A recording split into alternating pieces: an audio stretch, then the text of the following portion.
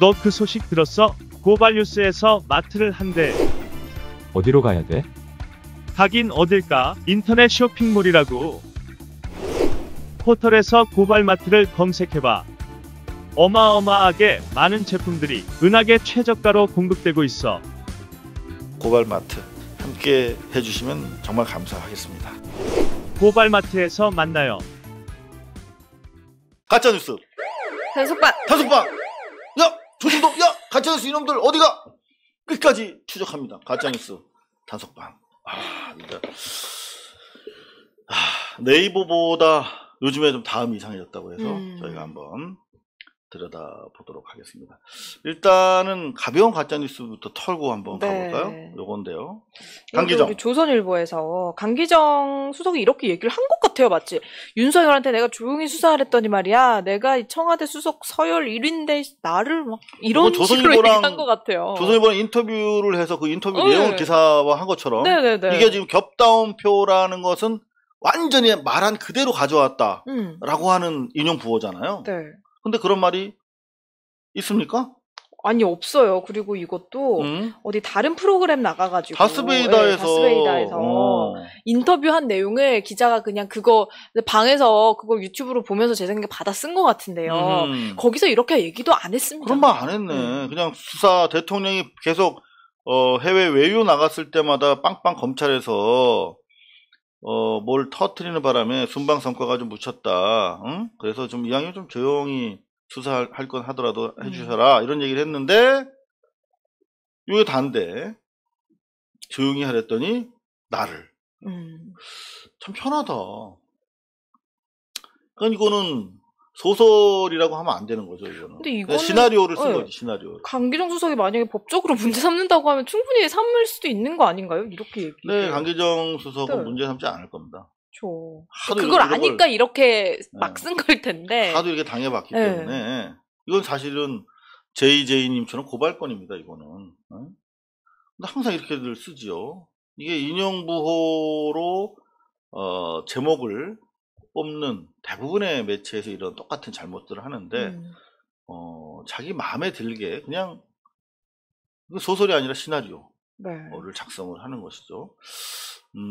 가짜뉴스였습니다. 자, 그런가 하면 네이버 대 다음 이런 기사가 23일날 떴었어요. 네, 최인준 기자 조선일보입니다. 윤석열 발언 뜨거웠던 날. 국감날 이제 네이버는 랭킹 뉴스를 없앴다. 마치 윤석열이 그때 뭐 발언이 핫했으니까 다 윤석열 발언 주소다가 다 이렇게 헤드라인 기사를 다 만들지 않았습니까? 근데 네이버의 랭킹 뉴스가 마치 윤석열이 톱 기사로 올라오는 거를 막기 위해서 랭킹 뉴스 그날만 안 한 것처럼 이렇게 사기를 쳤어요? 근데 아니죠. 사실은 이거 미리 예고를 했던. 그렇죠. 네이버에서. 랭킹 뉴스 없앤다고 미리 예고를 했었던 거죠. 자, 권영선님께서 베지어트 얘기를 계속 하시는데 그렇게 궁금하세요? 베지어트? 고발마트에서 판매하고 당근이죠. 고발마트의 대표 상품입니다. 고발마트 어떻게 들어오시냐고요? 바로 이거 중요한 자 고발 뉴스에서 오른쪽 가시면 고발마트 있습니다. 이거 클릭하셔도 되고 다임이나 포털에서 고발마트 직접 검색하셔서 들어오셔도 됩니다. 자, 여러분들 고발마트에 베지어트 한번 검색을 해보면 이렇게 고발마트에 입점되어 있는 믿을만한 대표 상품입니다. 고발마트에서 함께 해주셨으면 좋겠습니다. 자, 말씀드린 대로 네이버 랭킹 뉴스를 미리 없앤다고 예고까지 했어요. 그죠? 그걸 가지고 마치 윤석열 발언이 더 떴어야 되는데 아쉬움을. 아니 이게 얼마나 주목받을 수 있는 절호의 찬스고 우리가 빨아주는 기사를 얼마나 많이 썼는데 의미도 없게 그걸 없앴어? 이런 기레기의 분노가 들어가 있습니다. 실제 말씀하신 것처럼 여기 보면 해필이면 22일부터 그 전날부터 공지와 함께 시행이 된 거예요. 네이버에서 전체 뉴스 랭킹 서비스 종료한다. 이거 많이 본 뉴스 해서 왜 이렇게 우리가 남들이 많이 봤다니까 나도 봐야 될 것 같이. 그래서 들어가서 검색했던 그 클릭 페이지는 아예 없애버렸다는 것이죠. 그 대신 앞으로는 이제 지금 나름대로 네이버가 이제 얻어 터지면서 조금씩 과도한 조중동 편향의 낚시질을 좀 막기 위해서 네. 기자 페이지 쪽으로 유도를 하겠다. 언론사별 페이지로 유도하겠다. 이런 입장을 밝히고 있거든요. 그러면 우리가 조중동의 기사 범람으로부터 상대적으로 자유로워질 수 있을 테니까요. 네이버는 이렇게 하고 있는데 이상하게 다음이 이상하다. 다음이 그런 말씀들을 많이 하세요. 네. 자, 이런 기사인데 많은 분들 네티즌들이 이런 문제 제기를 하시는데 조선일보 출신 권대열이라고 하는 친구가 다음으로 온 이후부터 이상해졌다. 권대열이 누구지? 권대열은 95년에 제가 MBC 입사했을 때 조선일보 입사한 친구야. 서울 법대 나온 친구인데 그때는 조선일보랑 MBC랑 되게 친했어요. 우리 머릿속에 이른바 조중동이라고 하는 콘셉트이 아직 없을 때야. 그러니까 약간 이렇게 친했어요. 출입처 다니면 조선일보, MBC, 연합 이렇게 세 군데 언론사만 초대를 받아서 기관장이랑 술 먹고 밥 먹고 그랬어요. 그때 봤지. 권대열이라는 친구. 나이는 조금 어려요, 저보다. 근데 되게 비상하고 실제로 조선일보 방사장이 되게 총애했던. 그래서 2000년 초니까 저는 삼성 엑스파일 고발하고 검찰 조사받고 막 끌려다니고 전과자 될 때 걔는 이미 A급지, 1급지라고 하는 동경 특파원을 하고 있었어. 권대열이는. 그만큼 조선일보에서 무지하게 잘 나갔던 친구인데 정치부장 했어요. 정치부장하고 최근까지 논설위원을 했어. 당연히 조선일보 논설위원이니까 냉전을 부추기는 이런 기사. 종전선언 한다고? 말로만 하는 선언 필요 없어. 뭐 이런 식으로 지금 현 정권의 종전선언을 통한 남북 간의 좀 점진적인 평화공전과 나아가서 비핵화 그리고 통일 그런 것들을 반대하는 이런 논설을 썼던 친구예요. 당연히 뭐 조선일보 조중동의 성향을 그대로 가지고 있는 친구입니다. 근데 이 친구가 최근에 다음 수석 부사장으로 갔어요. 사실상 되게 중요한 사장의 역할을 하는. 또 어떻게 그렇게 가는 거죠? 다음에서 스카웃을 했으니까 갔겠죠? 왜 그런 애들을 자꾸 스카웃하지? 자꾸 왜 우르고 가는 것이지? 자, 요즘 다음 뉴스 근황이라고 딱 검색을 해봤더니 블로그인데요. 보십시오. 10월 24일에 이른바 랭킹 뉴스를 쭉 종합을 해놓은 거예요. 이게 다음이거든요. 근데 다음 카카오 수석 부사장이면 아마 이런 콘텐츠 관련해서 총괄하는 역할을 하고 있는데 보십시오. 10월 24일 그저께 랭킹 뉴스 다음 이제 네이버는 없어졌으니까 다음에만 있는데 보면 중앙일보, 조선일보, 조선일보, 중앙일보, 중앙일보, 중앙일보, 조선일보, 중앙일보, 조선, 중앙으로 다 도배가 된. 뉴스원도 거의 비슷한 성향들인데요. 중앙동화. 무려 10위권 이내에 조선과 중앙이 8개가 있어요. 그리고 여러분도 보시는 것처럼 조중동 판입니다. 그죠? 이게 알고리즘에 의한 것이라고 보기에는 너무나 과도할 정도로 조중동 특히 조선일보로 쏠려 있는 편집을 확인할 수가 있죠. 자, 오늘 이건 뭐 이틀 전이니까 제가 오늘자로 한번 가져와 봤어요. 지금 실시간입니다. 실시간 다음 뉴스 랭킹 가장 많이 본 뉴스입니다. 세계일보, 뉴스원, 서울신문, 뉴스원, 연합뉴스, 서울중앙, 머니투데이, 한국일보, 머니투데이, 뉴시스, 아시아경제 다 연합뉴스, 중앙일보, 뉴스원 뭐 이런 쪽에 기사들 중앙일보가 많네요. 뭐 그때 상황 따라 다릅니다만은 여전히 중앙일보와 기득권 수구 매체들 기득권 매체 중심으로 편제되어 있는 것을 볼 수가 있어요. 이런 것들이 권대열 수석 부사장과 얼마나 연관성이 있을지에 대해서는 미지수입니다. 한 사람이 들어온 이후에 이런 경향이 강해졌다면 우리 시청자 독자들은 충분히 의심해 볼 만한 거 아닌가요? 네. 이런 와중에 수석 부사장이라고 하는 중요한 직책에 더구나 다음에 조선일보 논설위원 출신 인사가 영입돼서 활동한다는 것은 대단히 고개가 갸우뚱거려지는 그런 상황이 아닐 수가 없습니다. 민동기 같은 친구 좋잖아. 안 그런가? 저 같은 사람은 좀 시간도 없고 약간 과격하다 쳐도 민동기 같은 분을 다음 부사장으로 모셨다. 그러면은 다음이 좀 이제는 균형감 있는 그런 좋은 뉴스를 하려나 보다 이런 생각을 할 텐데 권대열 이상합니다. 그죠?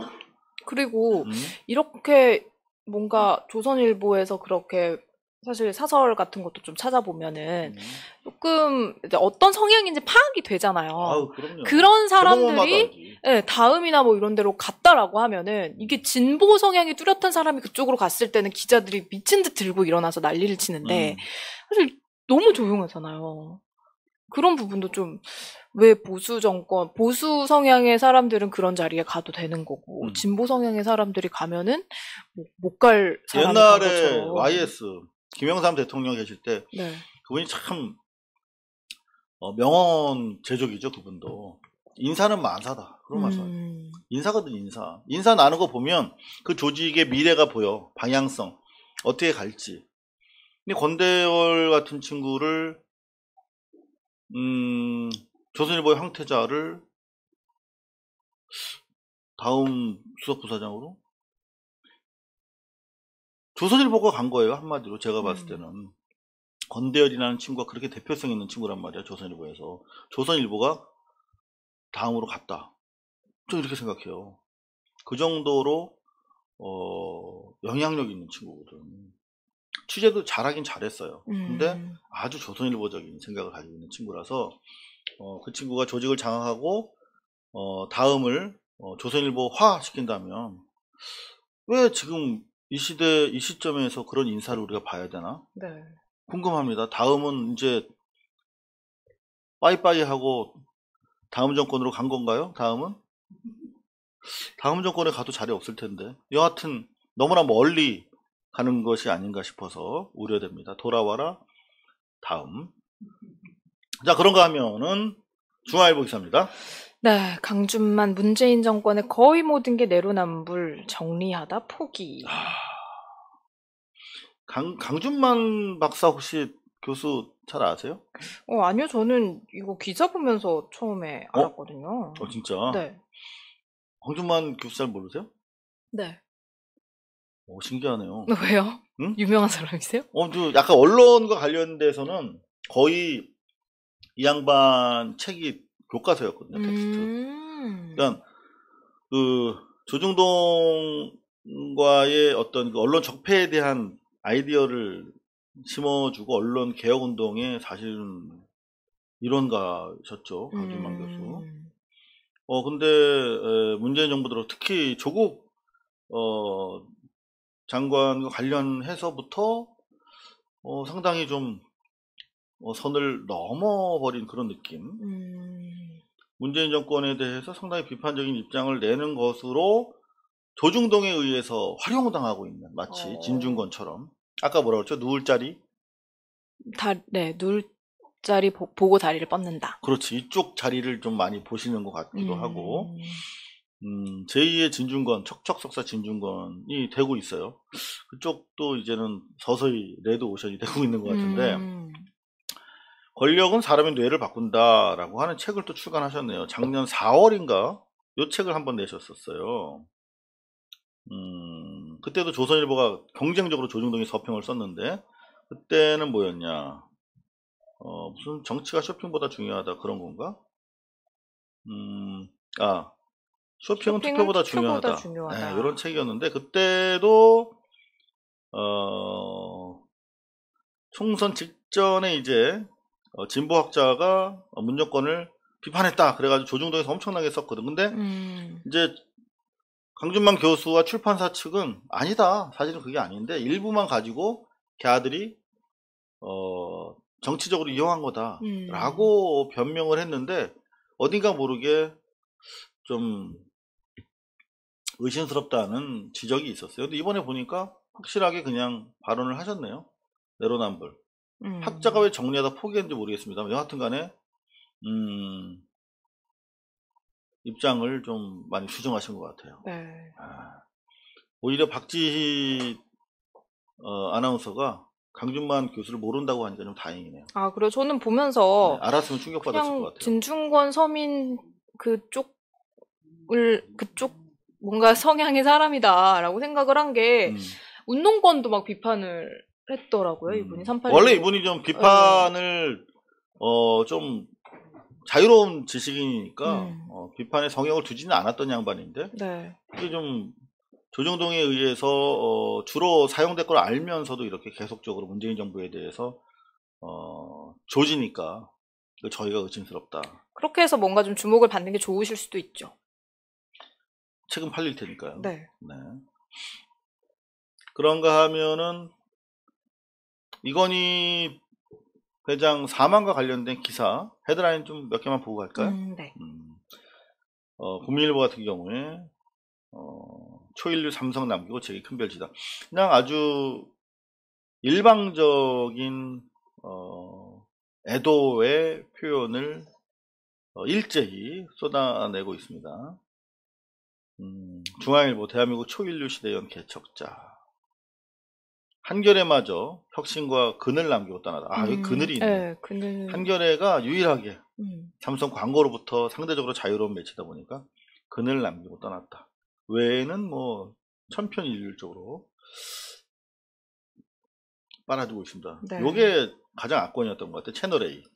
네, 이건희 회장 선견지명 23년 전에 무점포 시대 올 것이다. 이거 우리가 다 알고 있었잖아요. 무점표 시대 올 거 저도 알았는데. 그러니까 이거는 거의 뭐 삼성 사내방송 수준으로 보도를 하더라고요. 뭐 사망이 모든 걸 다 지울 수는 없습니다. 네. 자, 그런가 하면은 주말에 가장 뜨거웠던 기사 중에 하나예요. 네.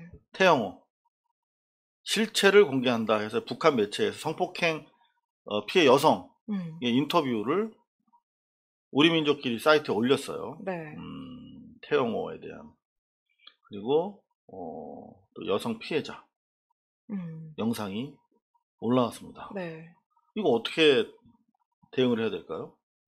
피가 거꾸로 솟습니다. 네. 라며 어느 날인가 그런 짓을 나한테 했어요. 라고. 아니 그 수많은 패미들은 다 어디 갔나요? 그러기니까 말입니다. 이게 뭐 진술이 증거라면서요. 네. 피해자의 눈물이 증거인데 이 미투 고발 전문 업체들 다 어디 갔어? 한마디 여기에 대해서 좀 제기해 줘야 되는 거 아닙니까? 그리고 남북 간의 공조를 통해서 서해상의 피격도 조사하자고 하는 마당에 공동조사하면 되잖아요. 네. 진술이 이렇게 나왔는데 아무런 더구나 이 10대 중학생 시절에 나쁜 짓을 했다는데 정말 이거 사실이라면 정말 심각한 범죄가 아닐 수 없는데 우리는 최소한의 검증 노력도 할 수 없다면 그죠? 지금 이런 기사밖에 안 나와 있어요. 이 태영호에 대해서 국민의 알 거리를 위해서 정부가 밝혀야 된다라고 주장했던 사람들이 검찰에 조사받고 있어요. 네. 선거법 위반으로 송치되어 있는 상태입니다. 과연 우리 정부가 이 북한에다가 혹시 이 사실관계 조회를 요청했는지부터 밝혀야 한다. 뭐 이런 입장들인데 태영호에 대해서 이거 두고두고 문제가 될 것 같은데 어떤 식으로든 입장을 대한민국 정부가 좀 밝혀야 되지 않을까 그런 생각이 듭니다. 자, 그런가 하면 이 기사가 의외로 많은 분들이 관심이 있어요. 김병기 의원이 더불어민주당 네. 차남의 군 특혜 의혹 관련해서 뭔가 불법 사찰이다. 이거를 문책을 해야 된다. 이렇게 좀 국방부 발단이 된 장관한테. 거는 이제 KBS에서 네. 김병기 의원의 차남 둘째 음. 아들이 황제 복무를 했다. 네. 뭐 이런 얘기를 가지고 나왔어요. 그러니까 추미애 장관 아들 병가 가지고 사실 이제 언론들이나 정치권이 재미를 보니까 이걸 가지고 나온 것 같은데 오히려 역풍에 지금 휘말리고 있습니다. KBS가. 야, 그 자료 그 개인 사병 사찰한 거 아니야? 어떻게 알았어? 이렇게 나오거나 또는 지금 뭐 아파서 사경을 헤매는 병사한테 죽을 사다 줬다는 거야, 2번. 그거 안 돼, 죽 사다 주면? 그럼 군인들은 아프면 그냥 죽도 못 먹고 가만히 있어야 되나요? 범죄자들도 아니고. 근데 의외로 재밌는 네. 게 더불어민주당 김병기 의원을 KBS가 조지니까 국방부 감사에서 야당 의원들도 의원 지원 사격으로 나왔어. 국민의힘 여기서 내가 국임당이라고 안 하고 국민의힘이라고 읽는다. 잘했으니까 죄송합니다. 국민의힘 신원식 의원 유명하잖아요. 신원식. 제가 소대장이어도 아픈 병사에게 죽을 사다 줬을 것이다. 이런 병사들의 이런 사건이 이슈를 탄다고 해서 살짝 이러면서 지난번 자기가 했던 거는 중요한 이슈 정당하다. 네. 그 지난번이 히트했다 그래서 말이야. 이런 것도 병사들의 애로사항을 해결하는 시스템을 무너뜨리는 이런 기사는 안 된다. 라며 동료 의원을 옹호했다. 이런 일도 있었어요. 그러다가 한기호 의원처럼 또 불려가서 혼나시는 거 아닌지 그러니까 걱정이 되네요. 또 이제 당에 또 불려가지고 조인트 가지고 와서 비례로 끝나고 싶어? 막 이렇게. 내가 소대장이어도 아픈 병사에게 죽을 사다 줬을 거라고 하는 말은 와전됐다. 네. 죽을 때까지 때렸다. 혼냈을 거다. 이런 말이 와전됐다. 이럴 수도 있어요. 내일 와서. 그러지 않길 바랍니다. 그러지 않길 바랍니다. 자, 오늘도 지금 열심히 달려오고 있는데요. 뭐 하나만 더 할까요? 하나만. 조국 박형철 검색을 하면 지금 하루 종일 박형철 반부패 비서관이랑 조국이랑 재판 과정에서 지금 조국이 입만 열면 다친다 뭐 계속 이런 식으로 조국이 감찰 무마 지시했다 막 이렇게 감찰 중단시켰다 뭐 이런 식으로 검찰 입장의 기사들만 계속 나오고 있는데 실제로는 저희가 끝까지 다 취재를 해보니까 고발뉴스 보도에 따르면 언론들이 정반대로 가짜로 보도하고 있다. 감찰 중단이라는 용어 자체가 없다는 것이죠. 감찰은 중단이라는 것이 없고 계속 진행돼서 어느 한쪽이 응하지 않으면 강제 수사권이 없으니까 자연스럽게 그 상태로 정리가 되는 거야. 그러니까 감찰 중단을 시켰다든가 뭐 이런 용어 자체가 없다는 것이죠.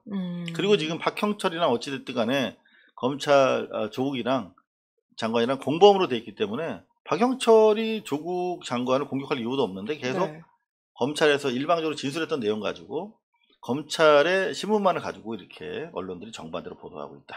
그럼 이거는 정말 많은 대부분의 기자들이 다 이제 조국 전 장관이 감찰 무마를 지시했다, 감찰 중단을 지시했다라고 보도를 하고 있는 거는 받아쓰기를 하는 건가요? 아니면은 뭐 그냥 검찰 쪽 얘기만 검찰 발로 자기들이 유리하게 조국 장관을 얽어매려고 하는 구도 속에서 쓴다고밖에 볼 수가 없는 것이죠.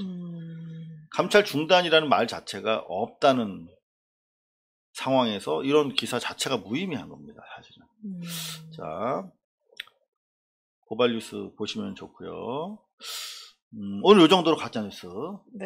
월요일이니까 가볍게 정리하도록 하겠습니다. 고발뉴스는 여러분의 자발적 후원에 힘입어 운영되는 대한매체입니다. 자본과 외압에 흔들리지 않는 언론으로 키워주십시오. 후원 신청은 지금 고발뉴스닷컴에서 접수 중입니다. 여러분의 많은 참여를 부탁드립니다. 감사합니다.